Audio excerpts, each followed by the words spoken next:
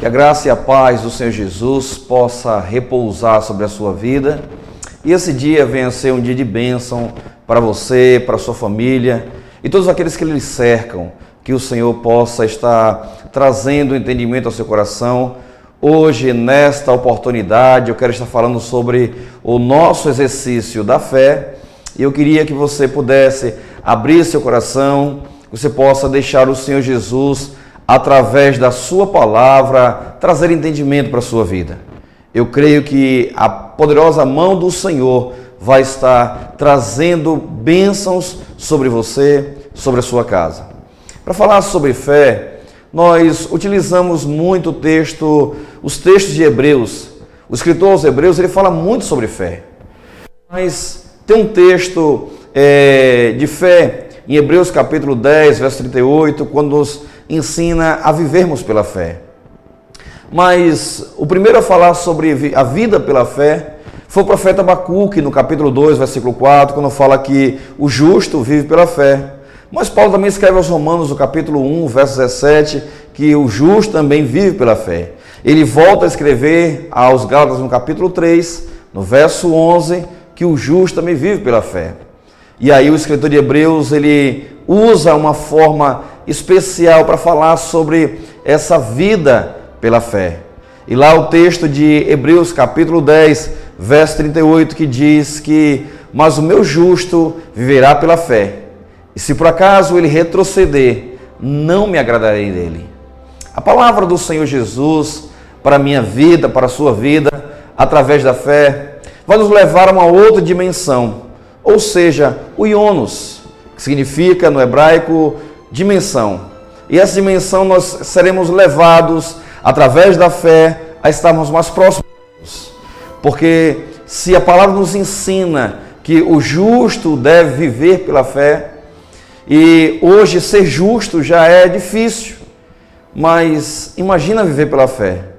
Por isso que eu gostaria de trazer um suporte nesse dia para a sua vida. Eu gostaria que essa palavra pudesse chegar ao seu coração de uma forma compreensível, para que você possa recebê-la e para que você possa vivenciá-la. Até porque a palavra do Senhor ela precisa ser vivida e praticada para que ela tenha efeito sobre a sua vida.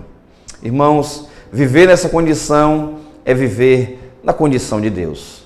Por isso que nós, justos, devemos viver pela fé. E isso é interessante porque Paulo começa a escrever na sua segunda carta aos Coríntios, no capítulo 4, no verso 16 ao verso 18, quando ele nos ensina que nós não podemos viver pela emoção, mas viver pela fé. E eu lhe convido a você partilhar comigo desse texto, que está na segunda carta aos Coríntios, no capítulo 4, verso 16 ao verso 18, que diz: por isso, não desanimamos, embora exteriormente estejamos a desgastar-nos, interiormente estamos sendo renovados dia após dia. Pois os nossos sofrimentos leves e momentâneos estão produzindo para nós uma glória eterna que pesa mais do que todos eles. Assim, fixamos os nossos olhos não naquilo que se vê, mas no que não se vê. Pois o que se vê é transitório, mas o que não se vê é eterno. Essa palavra de Paulo aos Coríntios, na sua segunda carta aos Coríntios, no capítulo 4, ele nos ensina que nós não devemos viver pela nossa emoção, por aquilo que nós sentimos, mas existe algo ainda maior e algo ainda melhor para ser vivido. A fé, uma outra dimensão, um outro estado. E quando Paulo fala que por mais que o homem exterior se corrompa, o homem interior se renova a cada dia. Nós envelhecemos, o tempo passa, as nossas rugas aparecem, os cabelos brancos também surgem, nós começamos a estarmos cansados, mudamos o nosso perfil, os nossos hábitos, aquilo que nós não comíamos antes, passamos a comer, aquilo que nós não gostávamos de fazer antes, nós passamos a fazer, alguns hábitos mudamos. Quando a nossa saúde está ameaçada, nós mudamos nossos hábitos alimentares. Começamos a fazer exercício físico. Algo que era tão cansativo para ser prazeroso, para que você tenha um pouco mais de tempo ou um pouco mais de vida. E quando Paulo fala sobre o homem se renovar dia após dia, o homem interior, é porque a palavra do Senhor, ela se renova a cada manhã, a cada dia. É assim que diz a palavra do Senhor. E quando o texto, versículo 18, fala que assim nós fixamos nossos olhos naquilo que se vê, mas no que não se vê, pois o que se vê é transitório, é passageiro, mas o que não se vê é eterno. O mundo espiritual, ele foi criado, ele foi gerado primeiro que o mundo físico. Lá em Gênesis, no capítulo 1, quando a Bíblia fala que a terra era sem forma e vazia, mas o Espírito de Deus pairava sobre a face das águas. Já existia o mundo espiritual antes de acontecer o mundo físico. E isso nós podemos perceber que Deus, ele é real realmente. Irmãos, além disso, nós temos que entender que a fé é um dom de Deus. Todos nós nascemos com a fé, mas a fé é natural. A fé que nós entendemos e compreendemos que existe um Deus invisível, que uma vida que nós podemos contar com ela. É o que nos leva à igreja, é o que nos leva a ler a Bíblia, é o que nos leva a orar. É justamente essa fé aonde nós cremos que o poder do Espírito Santo de Deus, o poder de Deus, ele pode se manifestar, ele pode estar acontecendo, agindo no nosso mundo físico.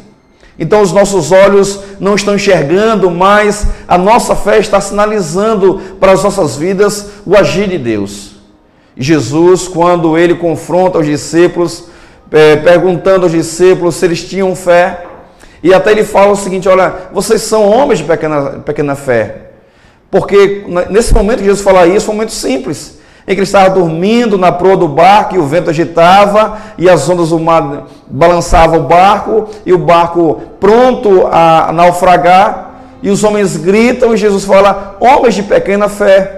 Como se realmente para o homem fosse simples ele olhar para o mar e dizer: mar, acalma, vento, aquieta. Não era tão simples, mas Jesus Cristo, ele sim vivia na fé, ele tem a concepção disso, e aí ele fala: homens, vocês são homens de pequena fé. Se a gente basear o nosso entendimento, a nossa vida, a partir desse versículo, a partir desse texto, a partir desse encontro com Jesus e aqueles homens a momento de um risco de vida, a um momento de morte, e a gente começar a falar que nós temos pequena fé, eu acho que podemos dizer que nós não temos quase fé nenhuma. Porque se a gente ver a primeira ameaça, nós queremos fugir, nós temos medo, nós não conseguimos enxergar o reino do Espírito, então o reino físico para a gente acaba sendo uma ameaça. E aí quando Paulo começa falando, por isso nós não desfalecemos, ou seja, nós somos sujeitos ao sentimento, mas ele nos ensina a não viver pela emoção, mas viver pela fé, porque o que se vê é temporal, mas aquilo que não se vê é eterno, e o que Deus tem para as nossas vidas é isso, é nos levar para aquilo que é eterno. O próprio Jesus, ele morreu na cruz para nos dar vida e vida eterna. É essa a proposta que nós temos, essa a proposta da palavra, porque Deus cuida de nós, por mais que os nossos olhos não possam enxergar. E aí Paulo escreve aos Coríntios, na sua segunda carta, no capítulo 5, no verso 7, que diz: porque vivemos por fé e não por aquilo que nós vemos. Ou seja, a partir de agora nós começamos a entender que existe uma segunda análise óptica das coisas. Ou seja, uma segunda visão. Você começa a olhar agora não mais com seus olhos físicos, mas com os olhos do Espírito. Desde quando você aceitou Jesus como o seu Senhor e o seu Salvador, você começa a entender: eu agora tenho alguém que construa uma história para mim, alguém que me guie, alguém que me direcione.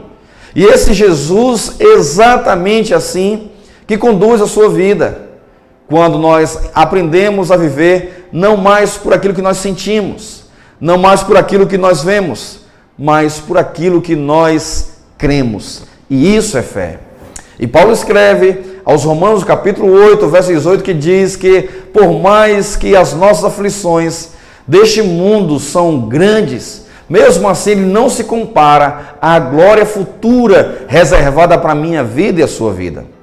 Quando Paulo escreve isso aos Romanos, no capítulo 8, no verso 18, ele está ensinando o seguinte: por mais que você viva dias difíceis, por mais que você viva as suas lutas, por mais que você viva as suas aflições, o que nos aguarda, o que lhe aguarda, o que vem por aí da parte de Deus é superior a qualquer aflição, a qualquer problema, a qualquer luta.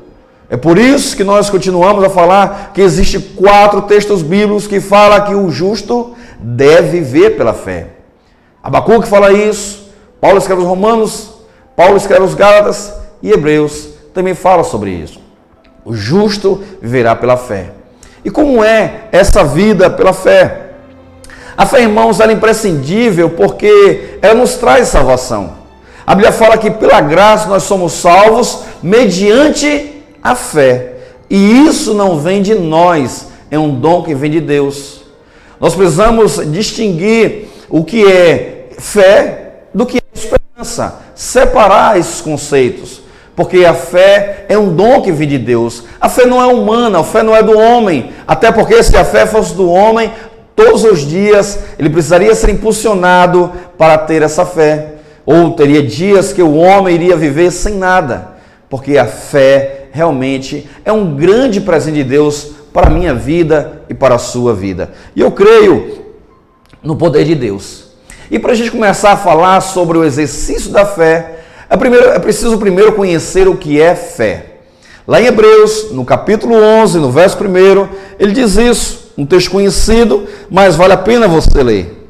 Ora, a fé é a certeza daquilo que esperamos e a prova das coisas que nós não vemos, que nós não vemos isso. Então, quando nós estamos lendo esse texto de Paulo aos Romanos, que a fé é a certeza de coisas que nós não enxergamos, mas ela existe, é exatamente nos levar a uma outra atmosfera, a uma outra dimensão. Esse texto lido, ele diz que a fé é a certeza de coisas que nós não precisamos usar os olhos para perceber que elas existem, mas nós estamos certos da sua existência, porque a fé, ela é o portal entre os dois universos. É justamente a diferença entre a fé e a expectativa, é que a esperança, ela pode não acontecer. A fé, ela não é uma expectativa. A fé é uma certeza, é uma convicção. E para a gente viver nessa certeza, nós precisamos entender que existe uma intervenção no reino do Espírito. Uma intervenção sobrenatural. Ou seja, a esperança é uma expectativa, mas a fé é uma convicção. E a gente precisa viver todos os dias nossas convicções. É a gente acreditar realmente que aquilo que você pode não enxergar nesse momento, no reino do Espírito já está acontecendo há muito tempo. A palavra do Senhor, no Salmo 91, diz que cai 1000 ao nosso lado, 10.000 à nossa direita, mas nós não seremos atingidos. Eu pergunto a você, quantas vezes você consegue enxergar essas guerras acontecendo ao seu lado? Quantas vezes você consegue ver os anjos do Senhor batalhando em prol da sua vida? Aliás, a pergunta mais simples é: você já parou para analisar o grau de importância que você tem para Deus? Até porque Deus está preocupado com o seu bem-estar, está preocupado com a sua segurança, preocupado com a sua vida. E é por isso que a palavra do Senhor nos impulsiona a tirar os nossos olhos do que nós estamos vendo, tirar os nossos ouvidos daquilo que nós estamos ouvindo e começar a entrar em uma outra atmosfera, em uma outra dimensão, agora no Ionos, para ouvir de Deus o que Ele tem para as nossas vidas, ver de Deus o que Ele preparou para cada um de nós. É essa a proposta da fé. E em segundo, eu queria que você pudesse, juntamente comigo, aprender o que é viver pela fé. O texto de 1 Pedro, no capítulo 1, versículo 7, ele diz o seguinte: assim acontece para que fique comprovado que a fé que vocês têm é muito mais valiosa do que o ouro que perece, mesmo que refinado pelo fogo. É genuína e resultará em louvor, glória e honra, quando Jesus Cristo for revelado. Esse texto de Pedro, quando ele fala que a nossa fé ela é comprovada ela existe para nos comprovar que nós somos mais valiosos que o ouro, ainda se ele for refinado pelo ouro. A importância que nós temos para Deus é muito grande. Então, viver pela fé não é viver correndo riscos. Não é você andar no escuro, até porque os olhos da fé, você vivendo com os olhos da fé, ele é mais certo do que os seus olhos físicos. Os seus olhos humanos, eles podem te trair, mas os olhos espirituais, jamais. Porque esses olhos vêm de Deus. Exatamente quando Paulo fala entre os dons, sobre os dons, e entre eles existe um chamado dom da fé. Todo crente, todo justo, todo homem e mulher de Deus deve buscar isso para a sua vida. Buscar o dom da fé.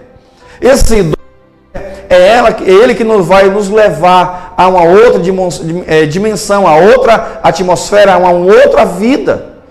Hoje nós vivemos abalados pelas informações que recebemos e nós vivemos hoje abatidos com a vida que nós temos, porque nós não conhecemos o reino do Espírito. Nós não conseguimos viver por nossa fé. E a glória, como Paulo fala em Romanos 8,18, que a glória que há de ser manifestada em nossas vidas é muito maior do que as aflições que nós passamos hoje. Viver pela fé é exatamente acreditar que o milagre de Deus, ele pode intervir nas suas dificuldades, nas suas lutas. Todos nós passamos por lutas, irmãos, e são elas que irão nos levar a exercer a nossa fé. E nós precisamos viver no sobrenatural. Nós temos relatos bíblicos de homens de Deus que viveram experiências maravilhosas. Nós iremos compartilhar isso ao final dessa palavra, dessa ministração, sobre homens que vivenciaram momentos especiais com Deus, porque viveram o sobrenatural de Deus. E exercer a fé como Abraão, que apesar da sua idade, como Sara, que apesar também da sua idade, eles não se prenderam às circunstâncias, mas eles foram em busca da promessa, porque aquele que prometeu é fiel para cumprir. Aquele que está conosco, ele é acima de todas as coisas. A sua palavra não volta vazia.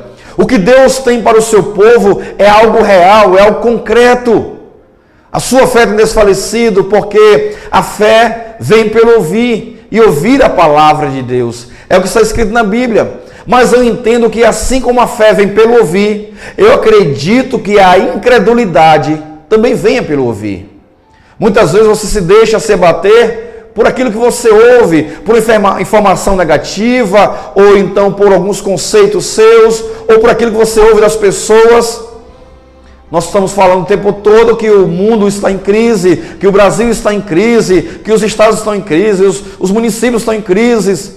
Nós assistimos jornais da noite, e esses jornais estão sempre falando do valor do dólar, está falando de um mercado brasileiro falido, está falando de empresas sendo comercializadas para o exterior muito baratas. Mas eu pergunto a você, você está em crise? Que valor foi pago à sua vida? Quem pagou a sua vida?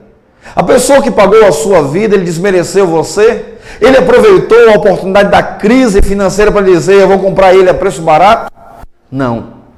A Bíblia fala que nós somos comprados com o sangue, o precioso sangue de Jesus. E esse sangue nos justifica, nos purifica, e esse sangue é que nos renova. A cada dia nós somos restaurados, renovados pelo Senhor, por conta desse grande amor. Irmãos, circunstâncias vêm, circunstâncias vão, mas nós somos ligados a uma promessa de um Deus todo-poderoso.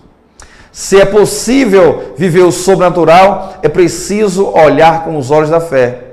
Então eu quero que você entenda o seguinte, que nem sempre o que você está vendo com seus olhos físicos é exatamente o final do que pode acontecer, naquilo que você pensa, já que você deduz com os olhos, imagina com a mente, e você lança a informação de que talvez o futuro não venha a ser promissor. Mas eu quero que você saiba que seus olhos físicos podem estar enganados. Porque enquanto você está olhando para a situação difícil, o Senhor está te levando, te atraindo a viver pela fé. Eu creio no poder de Deus de uma forma maravilhosa. E em terceiro, eu queria falar como a fé opera. Esse texto está em 2 Reis, no capítulo 6, no verso 15 ao verso 17, um texto interessante, quando Eliseu, o profeta Eliseu, ele foi ameaçado de morte pelo rei sírio, já que o texto, a partir do versículo 8 de 2 Reis, capítulo 6, diz que quando o rei, mesmo em sua câmara, ele estava programando uma guerra contra Israel, a Bíblia fala que Deus revelava a Eliseu os planos do rei sírio. E esse rei, achando que estava sendo traído por alguém, ele procura saber quem é o traidor. Quando alguém lhe fala, olha, existe um homem chamado Eliseu, um homem de Deus, e tudo que o rei projeta, tudo que o rei programa, Deus revela a ele. E o que o rei faz? O rei comete um grande erro quando ele manda um exército inteiro para tentar pegar esse homem. Um exército inteiro para pegar um homem. E eu quero te convidar a ler o versículo 15, nós vamos ler em partes, e 15, 16, 17. Vamos começar pelo 15. Quando diz, o servo do homem de Deus levantou bem cedo pela manhã, e quando saía viu uma tropa com cavalos e carros de guerra, e havia cercado a cidade. Então ele exclamou, ah, meu Senhor, o que faremos? Irmãos, essa pergunta é a pergunta que nós fazemos diariamente. O que fazer diante de uma situação difícil? O que fazer quando as portas se fecham? O que fazer quando nós somos ameaçados por um exército inteiro? Imagina aquele jovem quando acordou pela manhã, abriu a sua porta e se depara com os montes cercados por um exército inteiro, com homens montados a cavalos e carruagens, com seus arqueiros. E aí nós perguntamos, e qual a decisão a ser tomada? Então a pergunta daquele jovem era, ah, meu Deus, o que faremos? Ah, meu Senhor, o que faremos? E ele falava consigo mesmo, e o que eu faço? É essa situação que nos deparamos diariamente quando Satanás tenta afrontar a nossa vida e nós não conseguimos colocar em prática aquilo que o Senhor tem para as nossas vidas. Mas repare no versículo 16 o que o profeta Eliseu responde. O profeta respondeu, não tenha medo, aqueles que estão conosco são mais numerosos do que eles. Irmãos, eu acho que nesse momento o jovem chamou Eliseu de louco. Como ele pode dizer que o que está conosco, o número é maior do que quem está com o inimigo? Muitas vezes nós falamos que Deus está conosco e muitas vezes Deus não está. Eu posso conversar com você nesse momento. Nós entramos em páginas de redes sociais. Existem pessoas curtindo, fazendo suas vidas do jeito que querem ser vividas. É o que nós chamamos de pessoas epicureias, que vivem as suas vidas hoje e esquecem que existe um amanhã, que talvez não existe amanhã. Jesus pode voltar ainda hoje, nós cremos nisso. Nós não esperamos Jesus para amanhã, esperamos Jesus para hoje. Mas existem pessoas que vivem suas vidas como se não houvesse a morte, como se não houvesse o inferno, como se não houvesse o fracasso. E as pessoas vivem despreocupadas com a sua vida. E colocam suas fotos com bebidas, em festas, em prostituições, em adultérios, e depois coloca Deus no controle. Deus não está no controle. Não é porque você sai com seus amigos, não é porque você bebe, que Deus não está no controle. Não é porque você vai para a igreja, você ora, que Deus está no controle. Deus está no controle daquele que vive uma vida de obediência. Deus está no controle daquele que abre o seu coração e faz exatamente a vontade do Senhor. É aí sim que Deus está no controle. E quando Eliseu fala, olha, existe um exército maior do nosso lado. E o jovem fala, isso é loucura, só temos 2. Como pode ser um número maior? E nós exercemos a nossa vida assim. O nosso olhar humano só consegue enxergar 2 pessoas. Você e o parceiro, você e o profeta. Mas, e os demais, aonde estão? Então você acompanha comigo no verso 17 que diz, e Eliseu orou, Senhor, abre os olhos dele para que veja. Então o Senhor abriu os olhos do rapaz, que olhou e viu as colinas cheias de cavalos e carros de fogo ao redor de Eliseu. Eu posso concluir esse versículo dizendo aleluia, porque nós não estamos só. Essa era a preocupação de Jesus antes de subir aos céus. Em João capítulo 4, 14, ele fala sobre o Espírito Santo, o qual o mundo não conhece. E ele fala, eu não vou te deixar sozinho. Não se preocupe, eu não vou te deixar desamparado, porque eu sei que se você ficar sozinho, você vai perecer. Mas eu vou enviar o Consolador, o Espírito Santo de Deus, para não te deixar sozinho.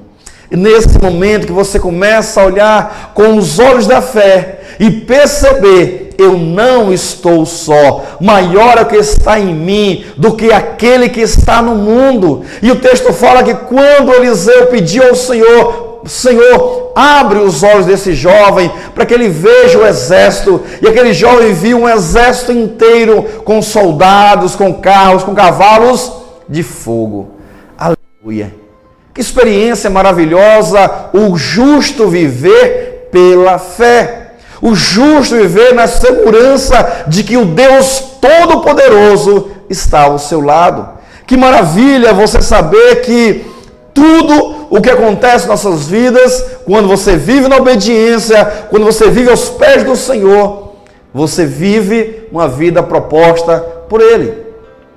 Nós não somos apenas naturais, nós somos espírito, nós possuímos uma alma e habitamos num corpo. Isso é chamado de tricotomia, partido em três. Nós habitamos em um corpo, mas nós somos espírito. Quando a pessoa morre, ali só está a matéria, o corpo, porque a Bíblia fala que o pó volta ao pó, mas o espírito vai para Deus. E o nosso Deus é espírito, e por isso Ele requer de nós que os verdadeiros adoradores o adorem ao Pai em espírito e em verdade. Adorar a Deus em espírito é exatamente o que o texto de Hebreus 10:38 diz, que o meu justo vive pela fé, e se ele não viver pela fé, a minha alma não tem prazer nele. E quando Deus fala isso, Ele fala o seguinte, eu quero ser o Senhor da sua vida, eu quero ser o seu Deus, eu quero ser o seu dono, eu quero estar ao seu lado. Porque assim como o jovem sentiu medo, quando ele viu aquele exército inteiro à sua frente, e ele falou, nós estamos sozinhos. Mas depois que o profeta Eliseu ora por ele, e os seus olhos se abrem, e ele começa a enxergar cavalos e carros de fogo, eu imagino que a segurança daquele homem foi tamanha. Eu imagino aquele jovem como o próprio Davi diante de Golias, que diz, você vem a mim com espada, com escudo, mas eu, com os olhos da fé, eu estou enxergando que eu não estou sozinho, eu não conto com as minhas pedras, eu não conto com o meu estilingue, eu conto com o nome do Senhor Deus, o Todo-Poderoso. É nesta confiança que nós vivemos, é nessa circunstância que nós andamos, não andamos uma circunstância de ameaças que os nossos olhos veem, mas aquilo que os nossos olhos espirituais podem ver. O texto de Apocalipse capítulo 3 fala que Deus é um Deus que abre portas. Esse Deus abre portas.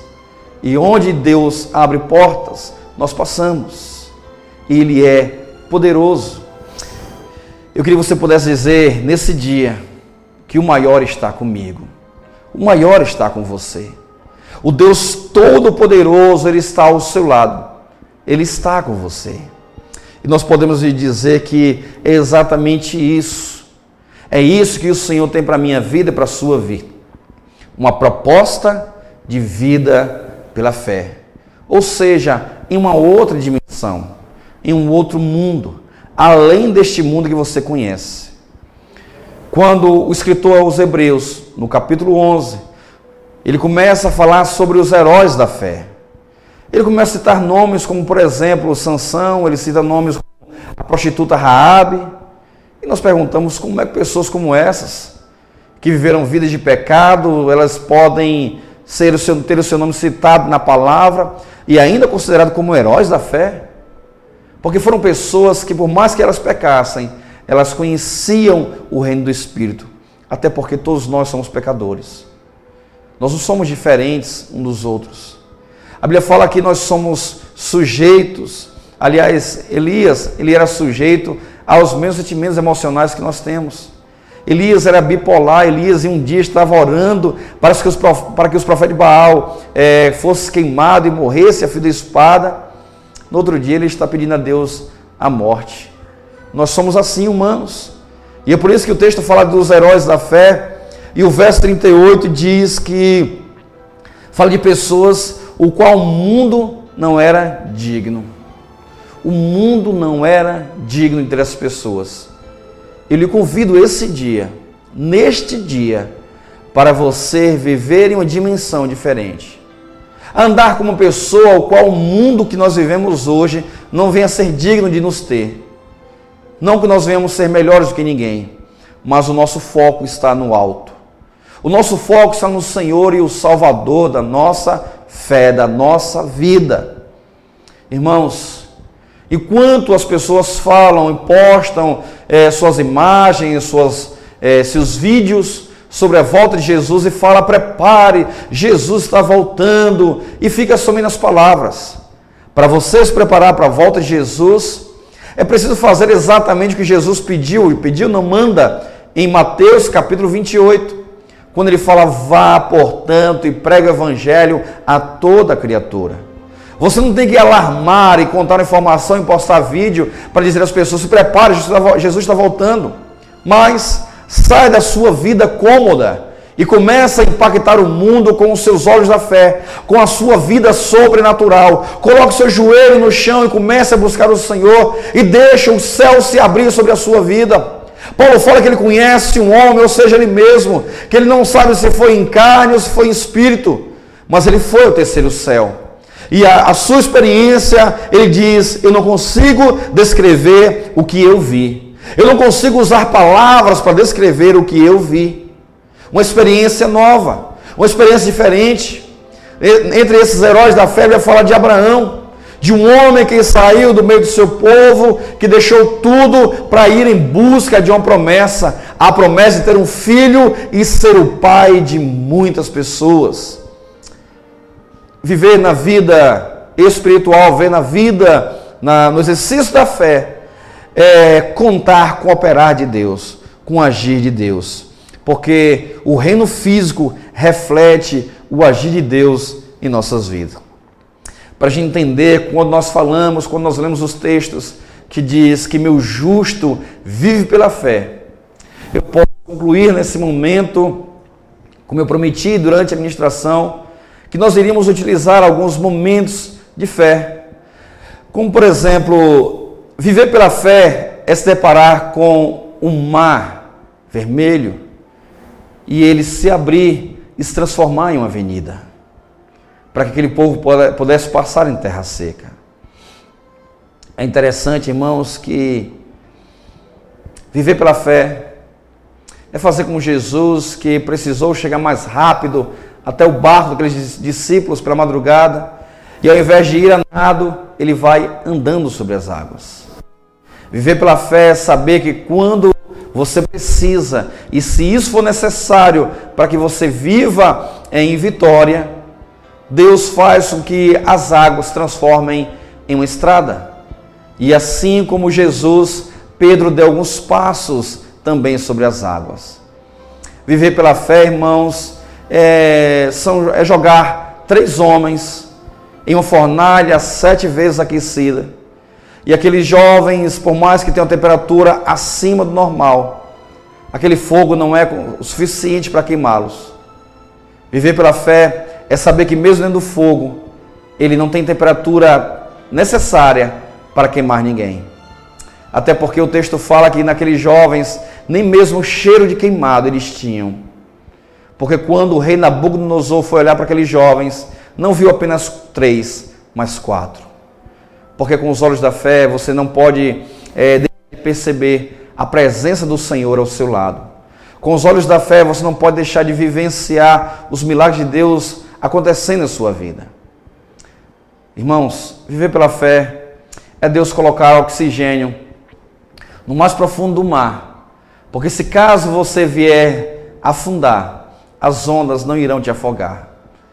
Porque nós vivemos a expectativa dos milagres de Deus. Sabe por quê? As nossas igrejas não tem mais paralíticos andando, ou pessoas curadas, ou cegos enxergando. Porque nós queremos fazer campanhas e promover nomes de pastores e placas de igrejas. Nós queremos promover o nosso próprio nome. Nós queremos viver cultos pentecostais, mas sem uma vida de prática de obediência. É interessante que nós queremos ser cheios do Espírito Santo, mas nós não queremos obedecer a palavra. Nós achamos que o verdadeiro batismo com o Espírito Santo é aquele que você pula, roda e grita. Sendo que para você ser cheio do Espírito Santo é muito simples. A mulher, ela se submete ao seu marido. O homem ama a sua esposa. O filho honra os seus pais. E essa vida de prática de obediência ao Senhor é que se dá o avivamento. É nela que se dá realmente o verdadeiro batismo com o Espírito Santo. Não é uma vida simplesmente de palavras, mas de vida de obediência, uma vida realmente de encontro com o Senhor. Nós precisamos viver essa maturidade, irmãos. Não correr atrás do vento, correr atrás de propostas. Cantor Y, pregador Z. O que te leva à igreja não pode ser os eventos, não podem ser as propostas, não pode ser alguém que venha só para orar pelo milagre. Eu não acredito que esse Deus que você serve, que nós servimos, ele submeta a uma voz de comando de um homem.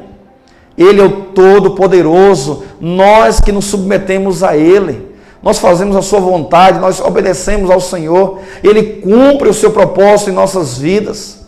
É assim que acontece realmente o avivamento. É por isso que existe igreja como onda, que hoje está alta e amanhã cai e está em baixa. E essa oscilação de temperatura espiritual é questionada. Por que acontece isso? Porque nós não queremos tratar exatamente a igreja como deve ser tratada. Nós queremos promover na nossa igreja propostas de cultos de milagres, cultos de prosperidades, cultos de bênçãos, e as pessoas não conseguem mais enxergar Deus, conseguem enxergar somente o reino físico. Nós estamos pregando o reino físico, e isso não é viver pela fé.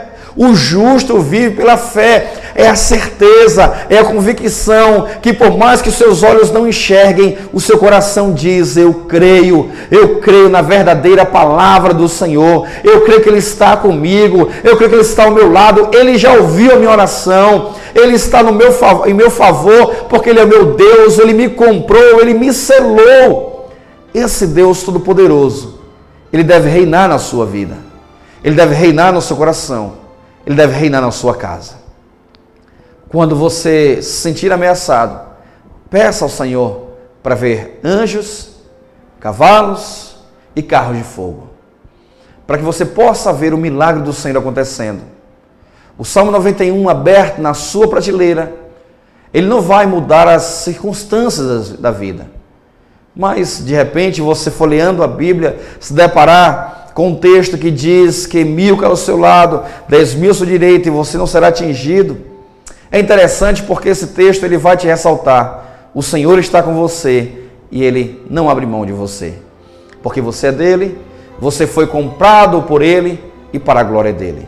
Se o seu nome está escrito no livro da vida, a Bíblia fala: vigie para que você não caia. Aquele que está de pé, vigie para não cair. E se por acaso você está vendo alguém que está caído, ajude a levantar.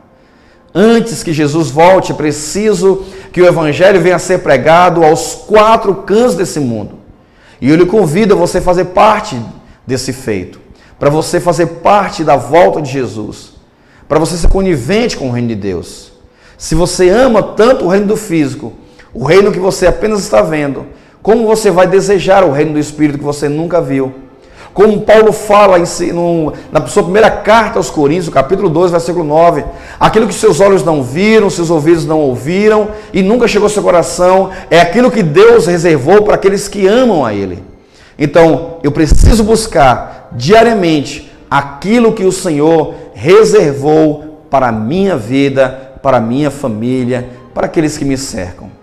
Que Deus possa trazer graça, que essa palavra possa nutrir fé em sua vida e que o Senhor, Ele possa ser o Senhor da sua vida. eu te abençoo nesse dia e eu declaro e profetizo que a paz do Senhor repousa sobre a sua vida e os seus olhos espirituais venham ser abertos nesse dia para que você veja o milagre do Senhor acontecendo diariamente. Fique na paz do Senhor Jesus, tenha uma semana abençoada, tenha um dia de vitória e bênçãos e que o grande amor de Deus repouse sobre o seu coração, hoje e sempre. Amém.